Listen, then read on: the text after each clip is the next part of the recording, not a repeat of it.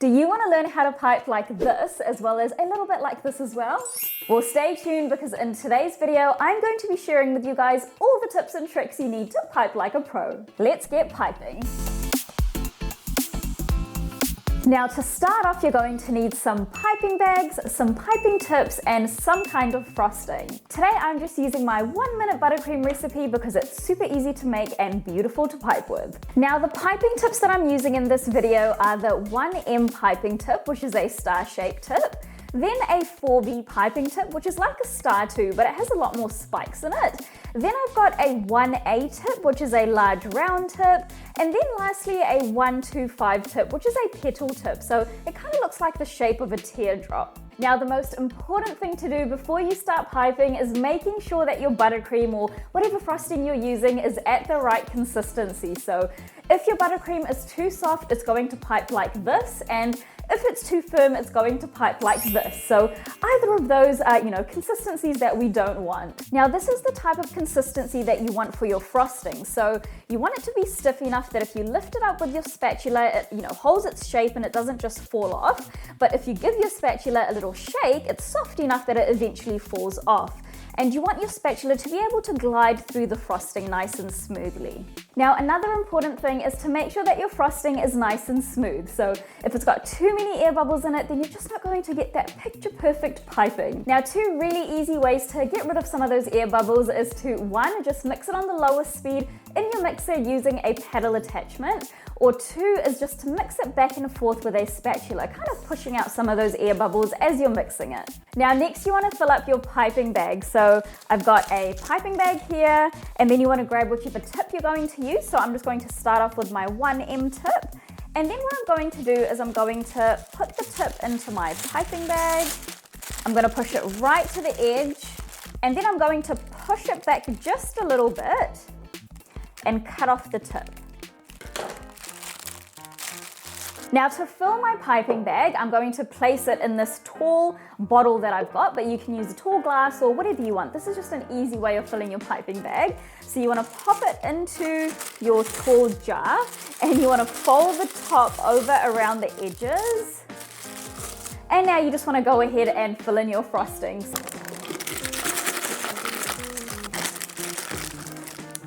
And then I'm just lifting up my piping bag and slowly just pushing that buttercream through. And that is our piping bag ready to go. And now I'm just going to go ahead and fill up the rest of my piping bags with the different colored buttercreams.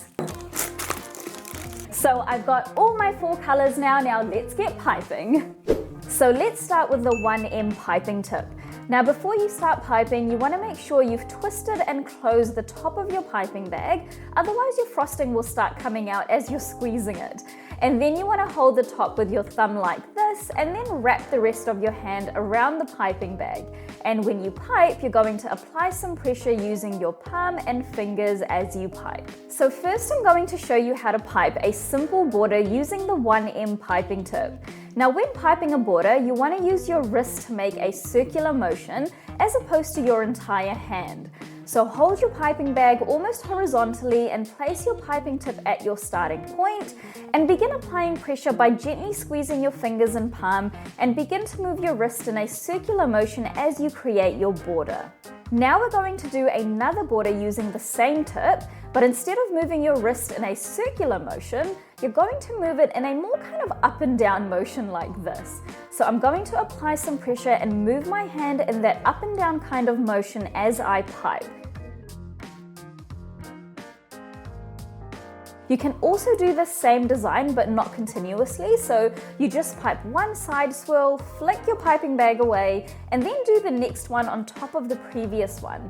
This method might be a little bit easier to start for beginners. Next, we're going to do a classic cupcake swirl. So for this one, you want to move your wrist in a circular motion, but your piping bag will be vertical as opposed to horizontal. So you want to apply some pressure in the middle and start making a circular shape and slightly lift your arm up as your swirl gets higher.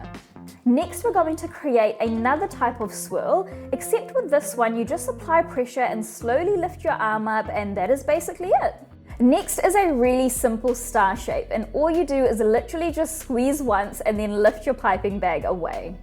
Next is a crisscross shape. So you're going to pipe one little swirl out in a slight angle and then pipe another one going in the opposite direction. And you just keep alternating between the two different directions and you end up with a beautiful crisscross border. Now lastly is a rosette. So to pipe a rosette, you want to follow the shape of a small E. So start in the middle, go a little to the right, and then go around. All these techniques do require a little practice, but don't worry, you will get there. Now next is the 4B piping tip. So first is a simple border using a circular motion. So again, you're just going to hold your piping bag almost horizontally and then move your wrist in a circular motion to create the border.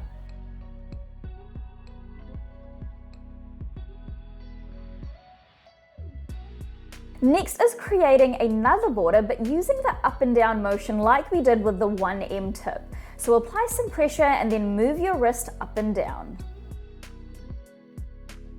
You can also create this pattern by just piping one shell at a time, and this might be easier for beginners.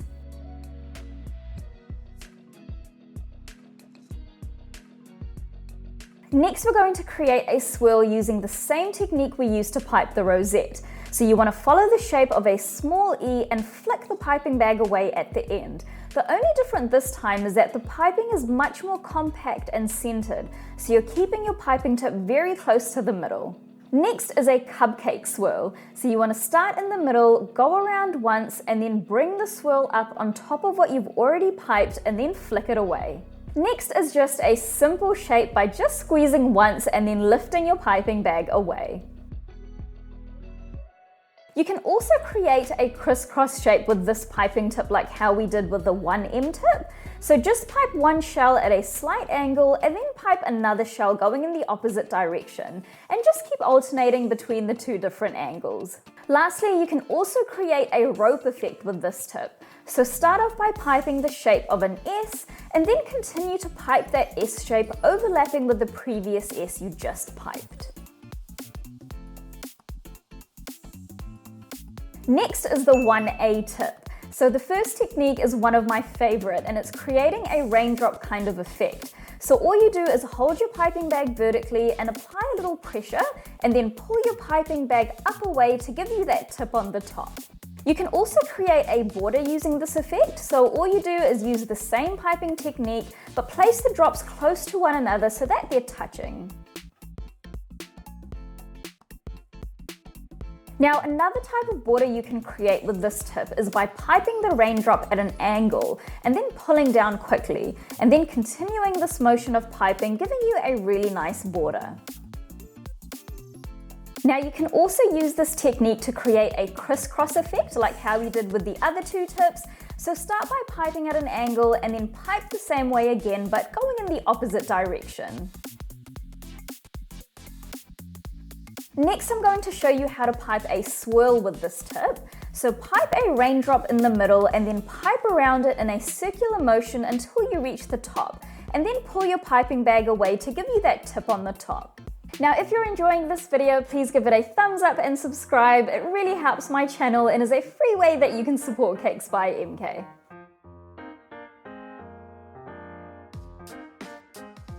Now the last tip I'm going to show you is a petal tip, which is commonly used to create flowers. Now first I'm going to show you how to do a border with this tip. So you want to hold the piping bag so that the thinner edge of the piping tip is facing upwards, and then you want to go back and forth to create this ruffle effect.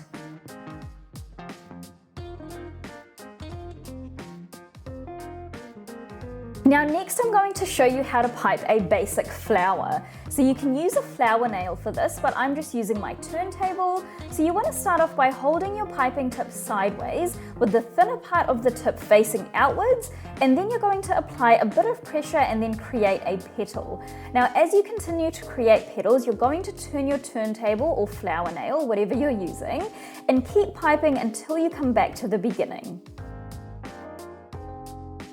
Now you can create variations of the petals based on how tightly you pipe the petals. So for example, with this next one, I'm piping much more tightly, which gives me a slightly different look to my flower.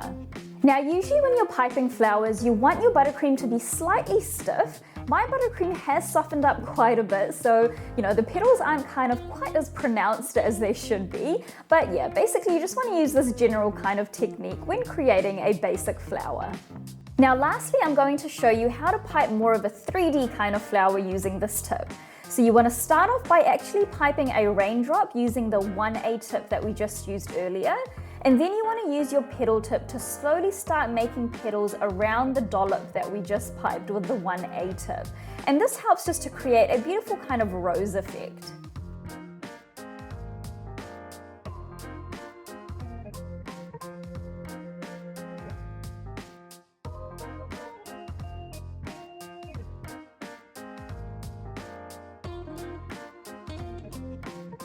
And that is all the different ways that you can pipe using only 4 piping tips. Now, the best advice that I can give to beginners is to keep practicing. I know it can be frustrating and you might not get it right away, but I promise you, don't give up and you will get there. I hope you all enjoyed this video and I will see you in the next one.